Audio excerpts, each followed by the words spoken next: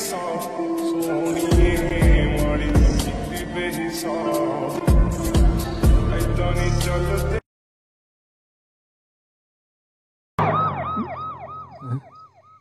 जा सो जा।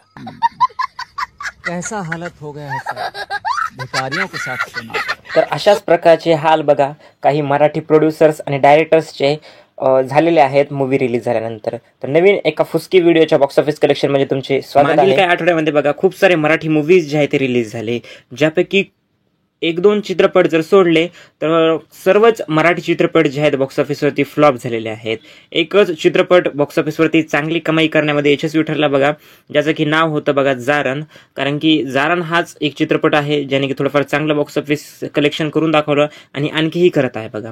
या मूवीनं 25 दिवस थिएटर्समध्ये पूर्ण केलेले आहेत आणि या मूवीचं टोटल इंडिया नेट कलेक्शन 6,57,00,000 झालेलं आहे। तर हाच आकडा टोटल वर्ल्ड वाईड ग्रॉस कलेक्शनमध्ये 7,38,00,000 वरती गेलेला आहे। 3 ते 4 कोटी या मूवीचं बजेट आहे। आणखी हा मूवी हिट तर प्रॉपर नाही बघा, परंतु एक प्लस मध्ये हा मूवी आहे। बॉक्स ऑफिस बजेटपेक्षा जास्त कलेक्शन यानं करून दाखवलेलं असं आपण म्हणू शकतो। एक महिना जवळपास या चित्रपटाला रिलीज होत आलेला आहे आणि आणखी मागील काही शनिवारी रविवारी हा चित्रपट जो आहे बॉक्स ऑफिसवरती बुकमाय शोवरती ट्रेंडिंगवरती होता। ते सोडून बाकीचे जर चित्रपट सांगायला गेलं तर संसारा चित्रपटाकडून एक खूप साऱ्या एक्सपेक्टेशन्स सर्वांना होत्या बघा। संसारा चित्रपट हे एकदम सुपर डुपर फ्लॉप ठरलेला आहे। फक्त 10 लाख रुपये या मूवीचं कमाई जे आहे ते झालेलं आहे।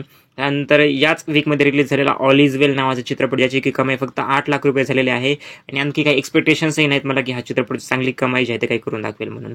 तर ओव्हरऑल जेवढे मराठी मूवी जर रिलीज झाले बघा ते बॉक्स ऑफिसवरती फ्लॉप ठरलेले आहेत। एक जर फक्त जारण हा चित्रपट सोडला तर तोही आणखी प्रॉपर हिट नाही।